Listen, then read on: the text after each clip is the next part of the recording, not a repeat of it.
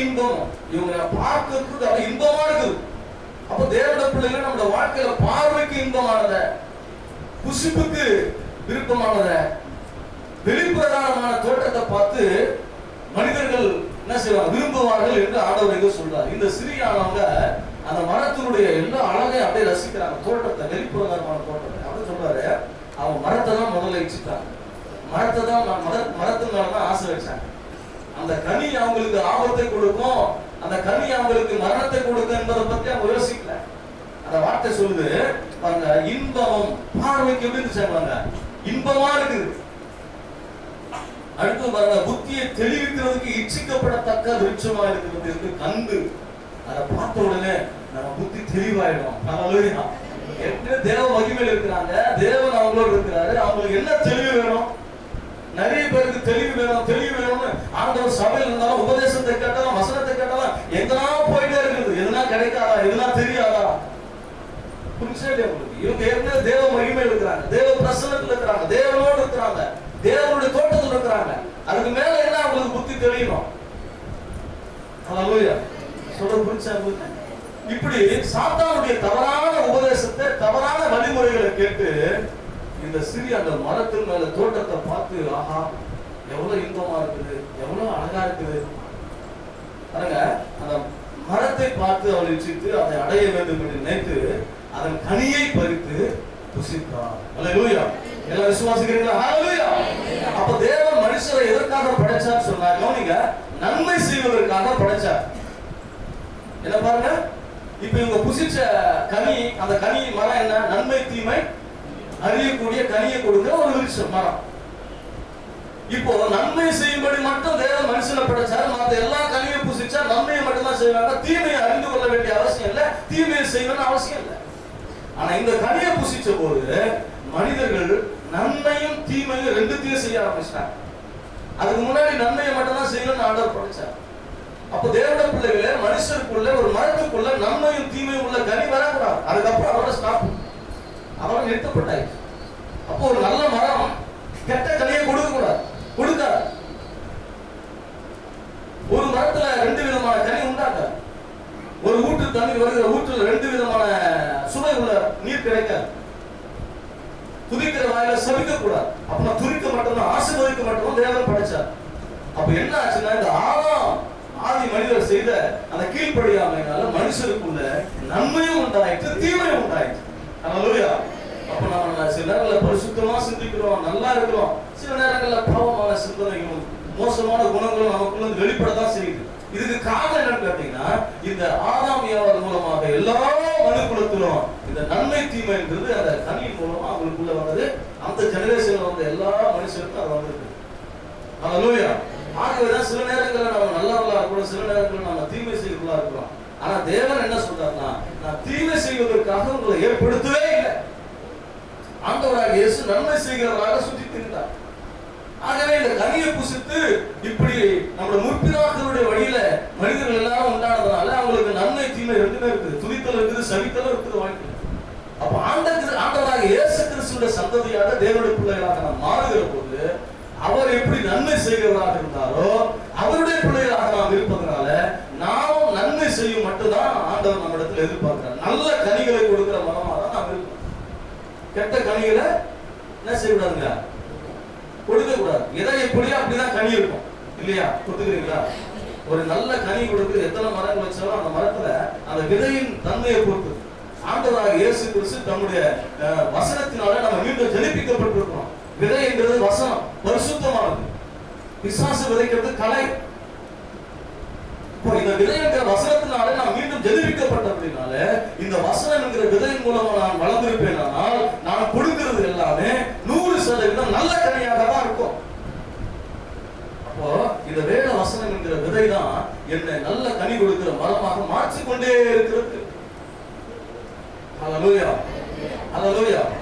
அந்த வசனத்துல சொல்லப்படும் போது அந்த விருட்சத்தை நாம் பார்க்கிறோம். ஆகவே நம்ம தனிப்பட்ட வாழ்க்கையிலும் சரி, உலக வாழ்க்கையிலும் சரி, தேவனுடைய ராஜ்யத்திலும் நாம பார்க்கிற பார்வை போதுங்க உலக பிரகாரமா தான், வெளி பிரகாரமா நாம் பார்க்கிறோம். வெளி தோட்டத்தை பார்த்து நாம் இச்சிக்கிறோம், புறமான தோட்டத்தை பார்த்து நாம் நம்பி விடுகிறோம். நல்ல மரம் என்று நாம் சாட்சி கொடுக்கிறோம். வச்சுதான் அந்த மரத்தை நாம் என்ன செய்யணும், கண்டுகொள்ள வேண்டும் என்று ஆண்டவர் சொல்கிறார்.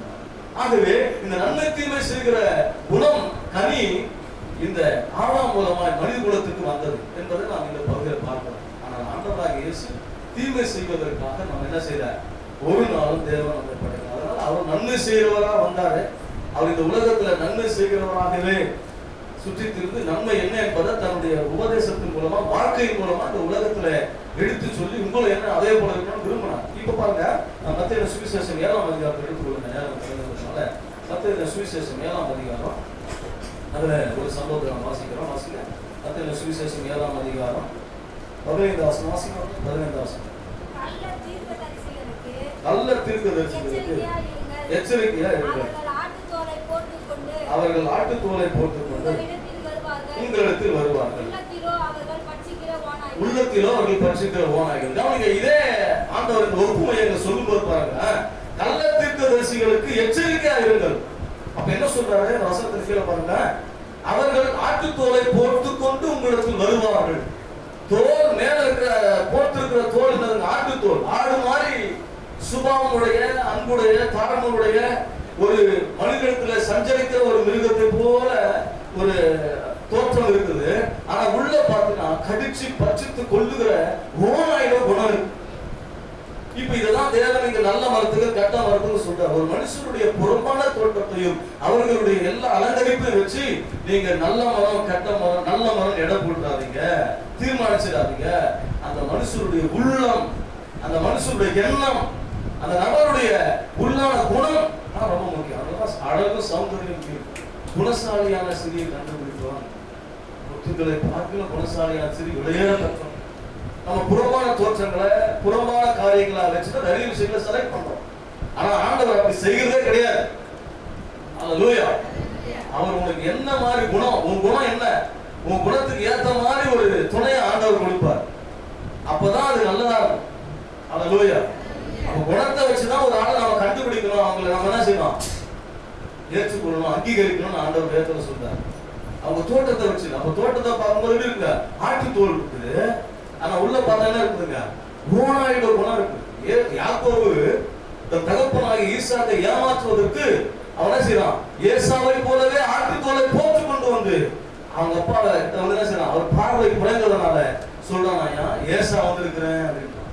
அவர் சொல்றாரு, உடம்பெல்லாம் தொட்டு பார்த்தா, உடம்ப பார்க்கும்போது யாக்கோபா இருந்துச்சு, ஏசாவா இருக்குது, சத்தம் யாக்கோபு அப்படிதான் இருக்குது அப்படின்னு சொல்றாரு. அப்ப என்ன நம்ம சொல்ல வரோம் அப்படின்னா, மேல இருக்கிற ஒரு சம்பவத்தை வச்சு ஒரு உண்மையை நாம தீர்மானிக்க முடியாது, நல்லதுன்னு சொல்ல முடியாது. அப்ப உள்ள இருக்கிற குணம் தனிதான் ரொம்ப முக்கியம். அப்ப ஆண்டவராக இயேசு சொல்றாரு, ஆகவே கள்ளத்திற்கு சிறுகி எச்சரிக்கையா இருங்க. கீழே சொல்லிட்டு பாருங்க, ஏன்னா அவங்க உள்ளத்திலோ அவர்கள் பட்சிக்கிற ஓநாய்கள். ஒரு உள்ளத்துல என்ன இருக்குதுன்னு நம்ம என்ன செய்யணும், அறிஞ்சிக்கணும். அதுக்கு என்ன செய்யணும் பாருங்க, அவர்களுடைய கனிகளினாலே அவர்களை அறிவீர்கள். அப்போ ஒருத்தர் நாம் அறியணும்னா அவங்க தோட்டத்தை வச்சு இல்ல, மரத்தினுடைய செழிப்பை வச்சு இல்ல, மரத்தினுடைய அழகை வச்சு இல்ல, அவங்களுடைய கலரை வச்சு இல்ல, அவங்களுடைய ஸ்டைலை வச்சு இல்ல, அவங்களுடைய குணம், அவங்க குணத்தை நாம அறியணும். அல்லேலூயா. விசுவாசிக்கிறீங்களா? ஆண்டவராக இயேசு ஒருத்தர் ஊழியத்துக்கு அழைக்கும் போதும் சரி, ஒருவரை குறித்து பேசும்போதும் சரி, அவர்களுடைய குணத்தை வச்சுதான் பேசுவார். அல்லேலூயா. ஆமா, அவங்களுடைய பேச்சையும் அவங்க தோற்றத்தை வச்சு தேவன் யாரும் பேசுறதே இல்லை, அழைக்கிறதும் இல்லை. தாவீதை அழைக்கும் போது அப்படிதான் ஏற்படுத்தப்பட்டார்.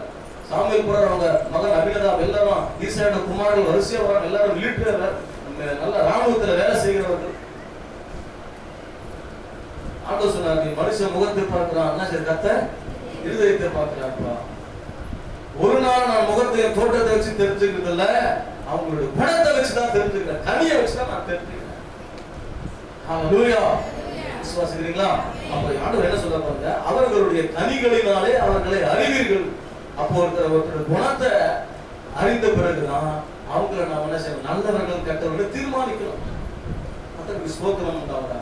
அப்ப இதை சொல்லிட்டு வர கீழே பாருங்க, முச்செடிகளில் திராட்சை பழங்களையும் முற்பூண்டுகளில் அத்தி பழங்களையும் பறிக்கிறீர்களா?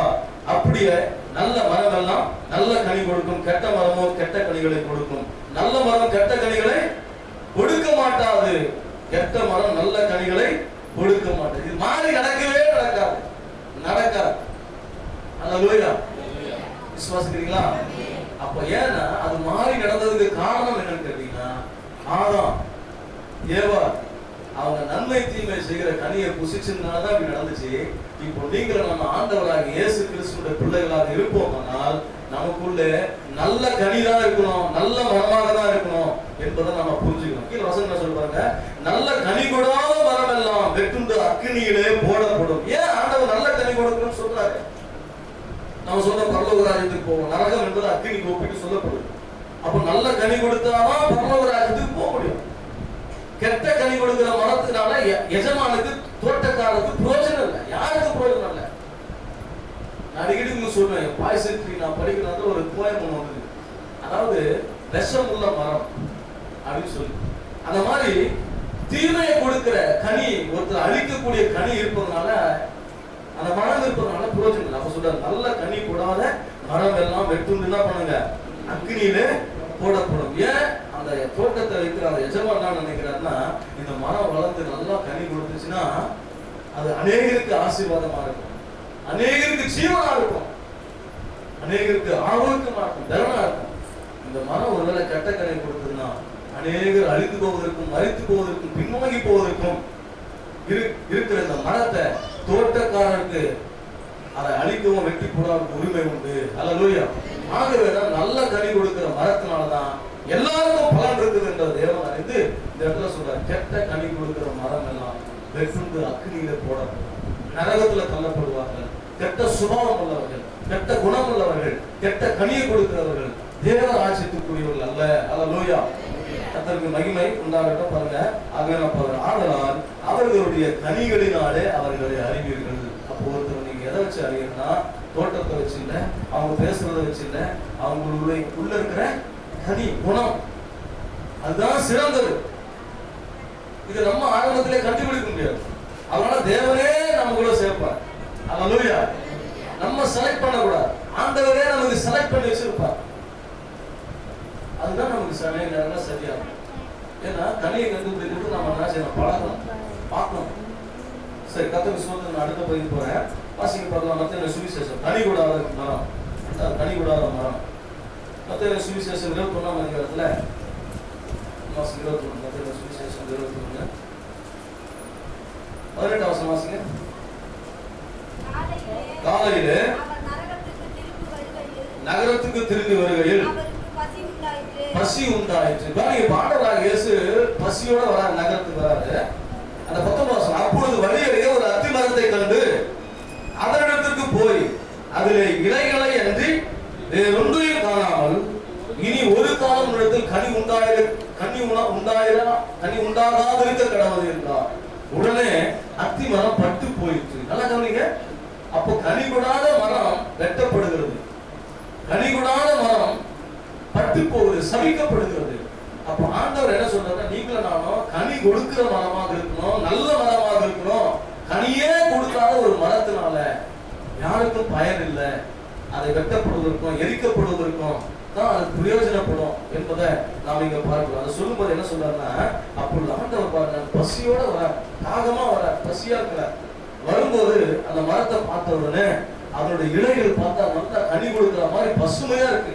ஆனா கிட்ட வரும்போது என்ன இருங்க, கனி இல்லை. தூரத்துல பார்க்கும்போது இருக்குங்க, நல்லா ஆராதிக்கிற மாதிரி இருக்குது, நல்லா பரிசுத்தமா இருக்கிற மாதிரி இருக்குது, மகிமையான ஒரு சபையா தெரியுது, மகிமையான ஜனங்களா தெரியுது.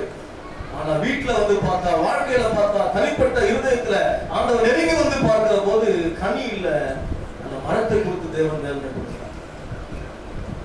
நம்மிடத்துல ஆண்டவர் வர்றதுக்கு ஒரு தாகத்தோட வர. அல்லேலூயா. விசுவாசிக்கிறீங்களா?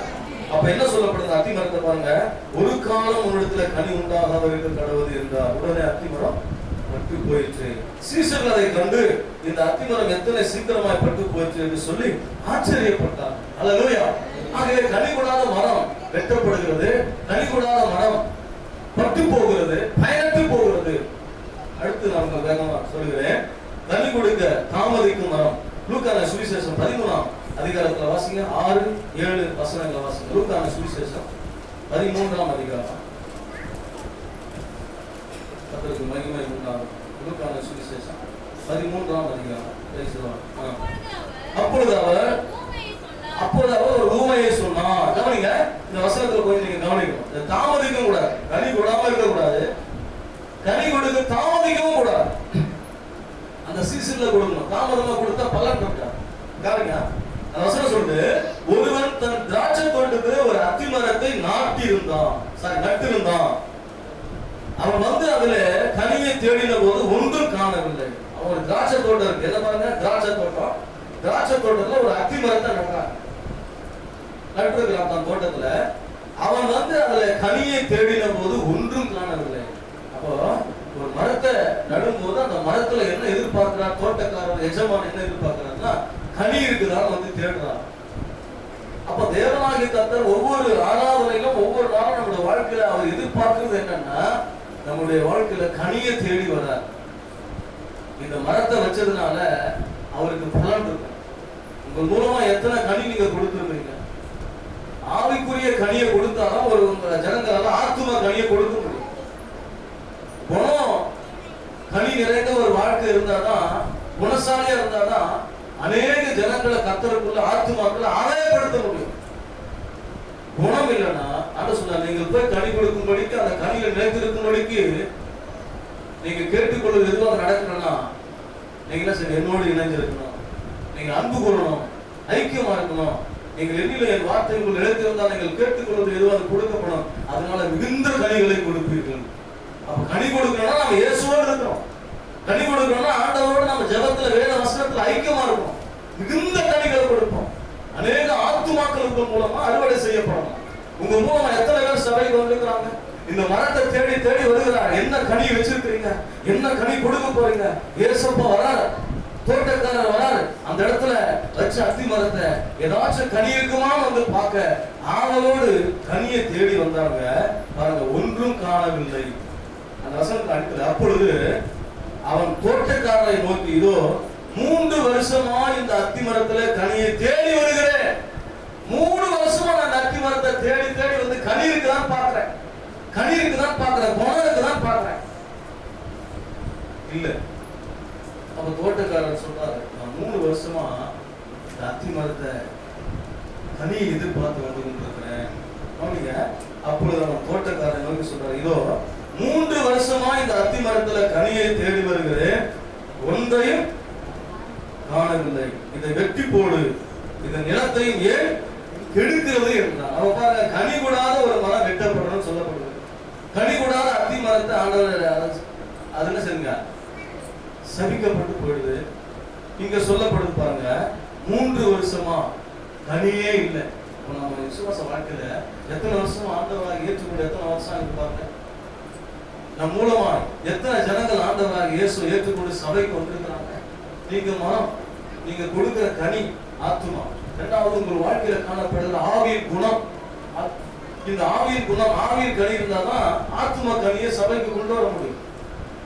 அப்ப ஆண்டவருடைய வசனம் சொல்லுது, இங்க பாருங்க, ஆகவே இந்த மரம் இருப்பதனால இந்த இடத்தை கெடுத்துருது அப்படின்னு சொல்றாங்க.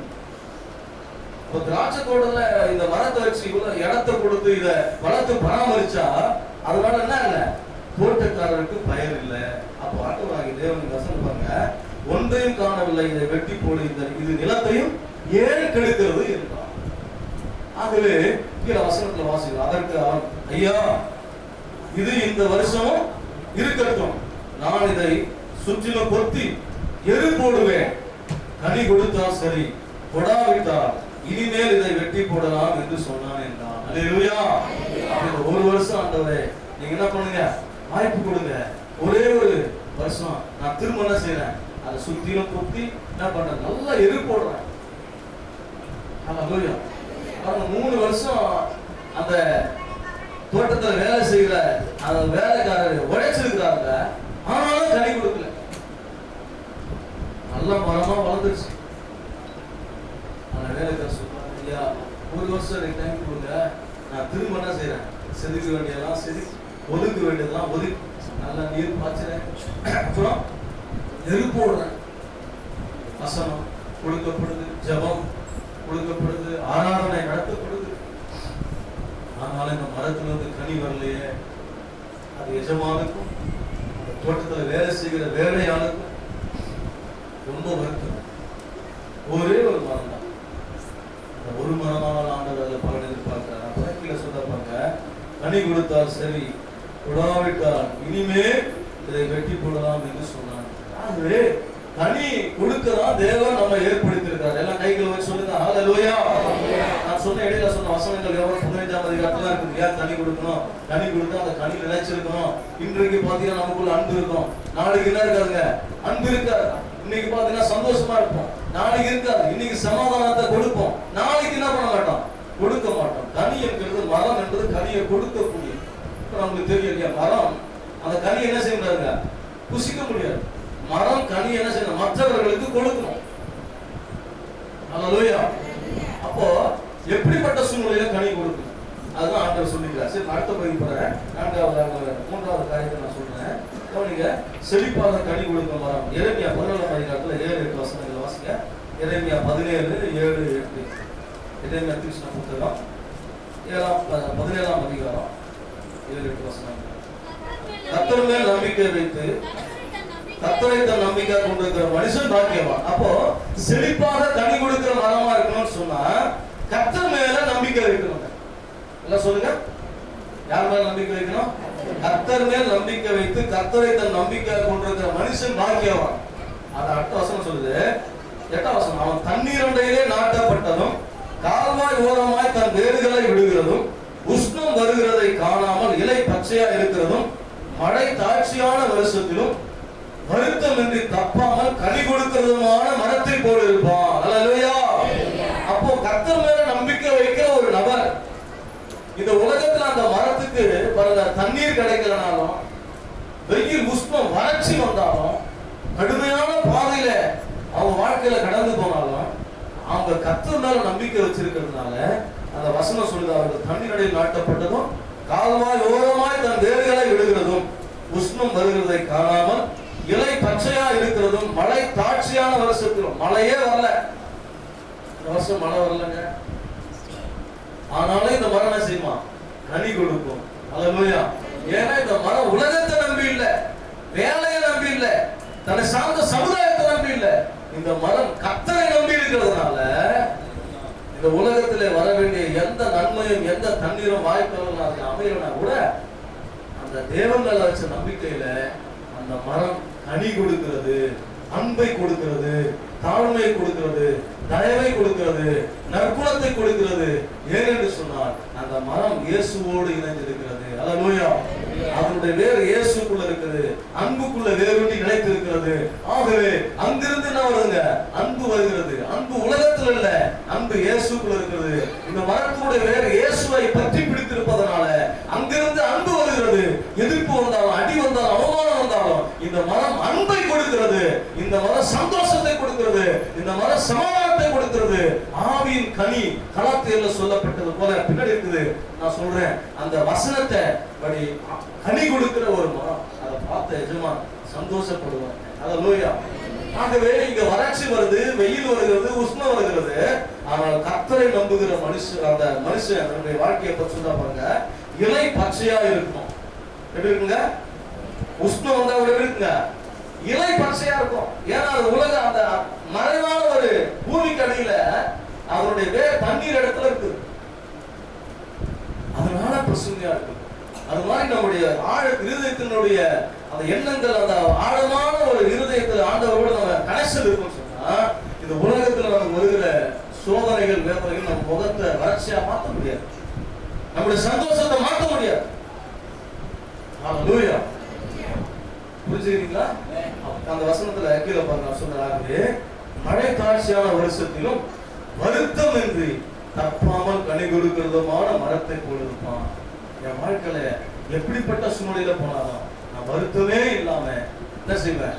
தப்பாமல் கனி கொடுப்பேன். பல்வேறு கடினமான சூழ்நிலை நீங்க போலாம், உங்க குடும்ப வாழ்க்கையில நீங்கள் பல்வேறு விதமான நெருக்கமான பாதையில போலாம், நம்முடைய உலக சமுதாயம் எல்லாம் நமக்கு ரொம்ப எதிர்ப்பான சூழ்நிலை இருக்கலாம். அதனால நான் யாரையும் நேசிக்க மாட்டேன், அன்பு கூற மாட்டேன், யார்கிட்டயும் பேச மாட்டேன், என் வாழ்க்கையே இப்படி ஆகி போச்சுன்னு சொல்லி தேவ பிள்ளைகள் நினைக்க கூடாது. நீங்க கர்த்தர் மேல நம்பிக்கை வச்சிருந்தீங்கன்னா எந்த பாதையில கடந்து போனாலும் நான் கனி கொடுப்பேன். ஹல்லேலூயா. ஏன்னா ஆண்டவர் உங்களிடத்துல என்ன செய்யறாரு? கனியை எதிர்பார்க்கிறார், கனி கொடுக்கிற மரமா இருக்கணும்னு விரும்புகிறார். அதுக்குரிய எல்லா சப்ளையும் ஆண்டவர் கொடுக்கிறார். அதனால அவர் மேல நம்பிக்கை வச்சா கனி கொடுப்போம், அவருடைய தோட்டத்துல இருந்தா கனி கொடுப்போம். அதான் தேவன் சொல்லிட்டு நமக்கு வர எல்லா சூழ்நிலைகள்ல நாம முகம் எப்படி இருக்கக்கூடாது, மாறி போயிடக்கூடாது. முகம் மலர்ச்சியா. அல்லேலூயா. எப்படிங்களா, விசுவாசிக்கிறீங்களா? ஆமென். ஆகவே இது இன்னொரு பகுதியில் நான் சொல்லி கொடுக்க போறேன். சங்கீதம் 1ஆம் அதிகாரத்துல 2 வசனங்கள் வாசிங்க, 2, 3 வாசிங்க. சங்கீதம் 1:2. துன்மார்க்கருடைய 2ஆம் வசனம். கர்த்தருடைய வேதத்தில் பிரியமாயிருந்து இரவும் பகலும் அவருடைய வேதத்தில் தியானமா இருக்கிற மனுஷன் பாக்கியவான். இரண்டாவது, செழிப்பா கனி கொடுக்கிற மரம் என்ன பாத்தீங்கன்னா வசனம் சொல்லுது, கர்த்தருடைய வேதத்தில் பிரியமா இருந்து இரவும் பகலும் அவருடைய வேதத்தில் தியானமா இருக்கிற மனுஷன் பாக்கியவான். அவருடைய வேதத்துல பிரியமா இருக்கணும், இரவு பகலோட வேத வசனத்தை தியானிக்கணும், நினைக்கணும், நம்ம வாழ்க்கையை சிந்தித்துக் கொண்டே இருக்கணும். அது சொல்லும் போது வார்த்தை சொல்லுது, அவன் நீர்க்கால்களின் ஓரமாய் நடப்பட்டு தன் காலத்திலே தன் கனியை தந்து இலையுதிராமல் இருக்கிற மரத்தை போல் இருப்பான். கவனிக்கிறீங்களா?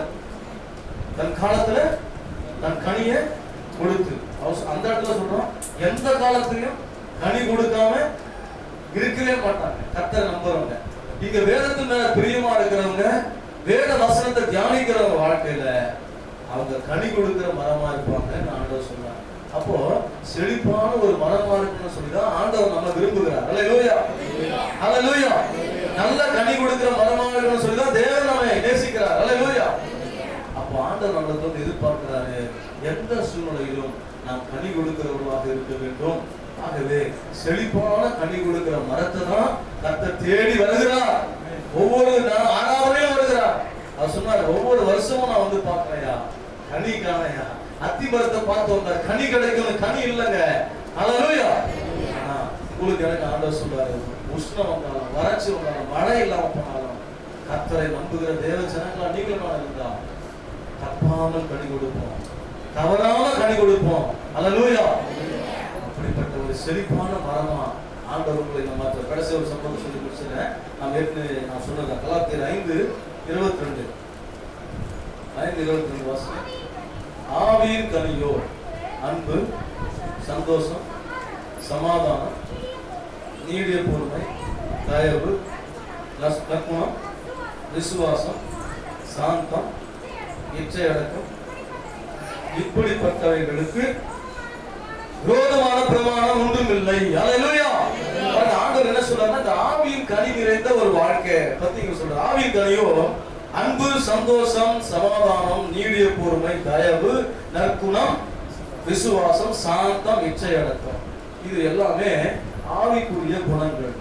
இந்த ஆவியின் கனி, இருதயத்திலிருந்து வரக்கூடிய இந்த கனி, இந்த குணங்கள் தான் நம்மளுக்கு ஆண்டவர் எதிர்பார்க்கிறது. அல்லேலூயா. விசுவாசிக்கிறீங்களா? அதே நேரத்துல நல்லா கவனிங்க, இது எல்லாம் நம்மளுடைய பல சூழ்நிலையில கடந்து போகும்போது இந்த உலகத்துக்கு நாம் அதை கொடுக்கக்கூடிய குடும்ப வாழ்க்கையில் இருக்கிறோம். கணவர் சூழ்நிலையில சில நேரத்தில் கஷ்டமான நிலையில வருவாரு, பொருளாதார வருமானம் இல்லாம இருக்கும். அப்ப மனைவி என்ன செய்யணும்னா, அந்த ஆவியில் கனி நிறைந்த ஒரு அன்பை வெளிப்படுத்தணும். சந்தோஷமே இல்லாத நிலையில குடும்பம் இருந்தா நம்ம பிள்ளைங்க கஷ்டப்படக்கூடாது, நம்ம சந்தோஷத்தை என்ன செய்யணுங்க, வெளிப்படுத்தணும். அதே போல சகோதரிகள் வாழ்க்கையில் வருகிற எல்லா சூழ்நிலையிலும் சகோதரர்களும் இந்த ஆவியின் குணத்தை வெளிப்படுத்தும் போதுதான் அந்த வீட்டுக்கு இயேசு வருவார், அந்த குடும்பத்துல இயேசு இருப்பார். அதுக்கு பதிலா மாம்சத்தின் கிரியைகள் யாவன மேல இருக்குது, வெளியரங்கமா இருக்குது, இப்படிப்பட்ட சண்டை, அசுத்தம், விரோதமான காரியங்களா நடந்தா ஆண்டவராக இயேசு வரமாட்டார். அவர் அந்த இடத்துல தேடி வருகிறார், கனி கிடைக்கும் என்று. அல்லேலூயா. அதே போல நீங்களும் நானும் ஆத்துமாவை என்ன செய்யுங்க, அறுவடை செய்து கொண்டு வந்து சபையில சேர்க்கணும். அது இன்னொரு பகுதி, அது சொல்ல எனக்கு நேரம் இல்லை. அடுத்ததாக ஆண்டவர் செஞ்சிருக்காங்க, நான் சொல்லுவேன். அப்ப என்ன செய்யணுங்க, இந்த ஆவின் கனி கொடுத்தாலே ஆத்தும கனி தானா வந்துடும். உங்களுடைய அமைதியுள்ள குணமே புருஷரை ஆதாயப்படுத்தக்கூடிய சரியான வழி. அப்படி தேவன் சொல்லுகிறார். அப்படி இந்த சமுதாயத்தை கிறிஸ்துவுக்குள்ளே ஆண்டவர் கொண்டு வந்தால் நம்முடைய கனி குணம் சிறந்ததா இருக்குமானால் நிச்சயமா என்ன செய்வாங்க, ஆண்டவரும் நம்ம நேசிப்பார், நம்ம சுற்றி இருக்கிற ஜனங்களும் ஆண்டவரை விசுவாசிப்பார்கள், இயேசு மகிமைப்படுவார். நாம் கனி கொடுப்பதனால பிதா மகிமைப்படுறாரு. இன்னும் அநேக கனிகளை கொடுக்க தேவன் நம்மை ஆசீர்வதிக்கிறார். நீங்க ஆசீர்வாதமா இருப்பதனால இயேசு ஆசீர்வாதமா விசுவாசிக்கிறீங்களா? ஆகவே கனி கூடாத மரம் இருக்க தேவன் விரும்பல. தாமதமா கனி கொடுக்கும், அதையும் ஆண்டவர் விரும்பல. ஏற்ற வேளையில குறித்த காலத்துல அதிலும் காலத்துல தேவன் கனி கொடுக்கிற ஒரு நல்ல மரமா ஆண்டவர் நம்ம வச்சிருக்காங்க. ஹல்லேலூயா. ஆண்டவராக இயேசு சீஷர்களை தெரிந்து கொண்டார். சீஷர்களை தெரிந்து கொள்ளும் போது அவர்கள் பேசுறதுக்கெல்லாம் அவரு பதில் சொல்லிட்டே இருக்கிறார். அவங்க நினைக்கிறாங்க எப்போ பார்த்தாலும் நம்மளை குறை சொல்லிட்டே இருப்பாரா? அவங்க பேசுறத வச்சு ஆண்டவரை அவங்கள மதிக்கல, அவங்களுக்குள்ள இருக்கிற குணத்தை வச்சுதான் அவங்கள மதிக்கிறார் என்பதை பின்னாட்கள்ல தான் அவங்க தெரிஞ்சுட்டாங்க. பேரு சொல்றார், எப்படிப்பட்ட சூழ்நிலை அவங்க உங்களை விட்டு போக மாட்டான்டாரு. அப்ப ஆண்டவர் சொன்னார், இன்றைக்கு பொழுது இருக்கிறதுக்கு என்ன செய்வேன் சொல்லுங்க. அப்ப அவருடைய தோற்றம், அவருடைய பேச்சு, அவருடைய எல்லா விதத்தையும் ஆண்டவர் நம்பல. அவருடைய குணத்துல ஒரு கனி இருக்குல்ல, அதை பார்த்தார் ஆண்டவர். அதுதான் நிஜம் சொன்னார். பின்னாடி பேரு நடந்ததை நினைச்ச போது அவர் வேதனைப்பட்டார். எனக்கு பிரியமானவர்களே, இன்றைக்கும் ஆண்டவராக இயேசு கிறிஸ்து உங்க உள்ளத்தில் இருக்கிற குணத்தை நான் விரும்புகிறார். அந்த குணத்தை தேடி வருகிறார். ஹல்லேலூயா. நம்ம கனியோடு தான் பரலோகத்துக்கு போகிறோம். அந்த கனியை தேவராஜ்யத்துக்கு நாம் கொண்டு போகணும். ஆகவே உங்களுடைய குணம், அந்த குணம் தான் சிறந்ததாக இருக்குன்னு விரும்புகிறாரு. பல கடினமான சூழ்நிலை நம்ம கடந்து போறதுக்கு காரணம் என்னன்னா, எங்கேயுமே போகாம இருந்தாலும் நமக்கு சில நெருக்கடி வரதான் செய்யும். அதுல ஒரு குணம் கனி வெளிப்படுதான் தேவை. நல்ல மரமா இல்ல நன்மையை தீமையை சேர்ந்த மரமா? நல்ல மரமானால் நல்ல மரம், கெட்ட மரமான கெட்ட மரம். நாம் எப்படிப்பட்ட சூழ்நிலையில கடந்து போனாலும் நல்ல மரம், நல்ல கனிகளை கொடுக்கிற மரம். ஹல்லேலூயா. இதுதான் ஆண்டவர் விரும்புகிறார். ஆண்டவர் அப்படிதான் அந்த உலகத்திலே வாழ்ந்தார். ஆகவே பிரியமானவர்களே, புறம்பான தோட்டத்தை வச்சு பரிசேயர்கள் வந்து சொல்றாங்க, உங்க சீஷர்கள் என்ன பண்ணல, கை கழுவாம சாப்பிடுறாங்க. அவங்க பரிசேயர்கள் ரொம்ப காலக்கிழமை கையை கழுவானே சொன்னாரு. இவன் கை கழுவாம சாப்பிடறதுனால தீட்டுப்படுறதுல, வெளியிருந்து உள்ள போறதுலாம் தீட்டாக்காது. இருதயத்திலிருந்து புறப்பட்டு வருது மனுஷனை தீட்டுப்படுத்தும், வாயிலிருந்து புறப்பட்டு வருதான் தீட்டுப்படுத்தும் சொல்லிட்டு அவர் சொல்றாரு, நீங்க வெளியே சுத்தமா இருக்கிறீங்க, ஆனா உள்ள இல்ல சுத்தமா இல்லை. இந்த பேருக்கு வெளியே சுத்தமா இல்லை, ஆனா உள்ள 100% சுத்தமா இருக்கிற. ஹல்லேலூயா. ஆண்டவராக இயேசு கனியை வெளிப்படுத்தி காண்பிக்கிறாரு. மரத்தை வச்சு இல்ல, தோட்டத்தை வச்சு இல்ல, புறம்பான காரியத்தை வச்சு இல்ல, உள்ள இருக்கிற குணத்தை வச்சு. ஹல்லேலூயா. ஆகவே அதனால்தான் ஆண்டவர் அப்படிப்பட்டவர்களை தான் கூட வச்சிருந்து உண்மையான வசனத்தை வெளிப்படுத்தலாம். உண்மை என்ன தெரிஞ்சுங்கப்பா, ஓய்வு நாள்ல அவங்க என்ன செய்யறாங்க, பயிர் வழியா போய் என்ன செய்யறாங்க, சாப்பிட ஆரம்பிச்சாங்க. உடனே சொன்னாங்க, ஓய்வு நாள் இப்படிலாம் அசுத்தப்படுத்துறாங்க. உடனே தாவீதை பத்தி ஏன் சொல்றார், தேவ சமூகத்தை அப்பதே தாவீதை பூசிச்சாங்க. உண்மை என்ன, குணம்தான், உள்ளான மனசுதான். ஒரு மனுஷனுடைய உள்ள இருக்கிறதான கனிதான், அதுதான் ஒரு நாள் மரத்துல வெளியே வருகிறது. அதை புசிக்கிறவங்க ஜீவன் அடைகிறார்கள், பலன் அடைகிறார்கள், நன்மையை பார்த்தாங்க, மகிழ்ச்சி அடைகிறாங்க. அந்த மாதிரி உங்க வாழ்க்கை, உங்க குணம் குடும்பத்துக்கு, சபைக்கு, சமுதாயத்துக்கு, இயேசு கிறிஸ்துவுக்கு மகிழ்ச்சியா இருக்கும்போது ஆண்டவர் உங்களை ஆசீர்வதிப்பார். அநேக ஆண்டுகள் இருக்கணும்னு சொல்லி சந்தோஷப்படுவார். ஹல்லேலூயா.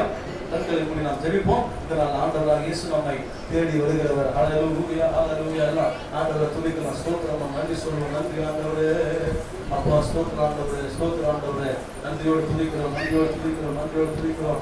ஆண்டவரை எல்லாம் மகிமைப்படுத்தி கர்த்தரை உயர்த்துவோம், கர்த்தரை உயர்த்தி ஆண்டவர் நன்றி சொல்லுவோம், நன்றி சொல்லுவோம். தகப்பனே நன்றி ஆண்டவரே, துதிக்கிற ஆண்டவரே, துதிக்கிற ஆண்டவரே, துதிக்கிற ஆண்டவரே. ஸ்தோத்திரம் பண்ணுங்க பார்க்கலாம். இன்றைக்கு கனி கொடுக்கிற மரமா இந்த மாற்று ஆண்டவரே, கனி கொடுக்கிற மரமா இந்த மாற்று ஆண்டவர், நல்ல கனி கொடுக்கிற மரமாக. அப்பா கெட்ட கனி எனக்குள்ள இருக்கக்கூடாது ராஜா. மழை காட்சியான வருஷத்துக்கு தப்பான கனி கொடுக்கும் ஆண்டவரே. உஷ்ணம் வந்தால இலை பசுமையாக இருக்க ஆண்டவரே. அப்பா எங்க வாழ்க்கையில் இருக்கிற எல்லாம் ஆண்டவரை வளர்ச்சி எல்லாம் மாறட்டும் ஆண்டவரே. ஹல்லேலூயா. இயேசு நாமத்திலே கதிரவன் உனக்காக உலகமெல்லாம் உலகத்திலே. இயேசு நாமத்திலே கதிரவன் உனக்காக உலகமெல்லாம் உலகத்திலே.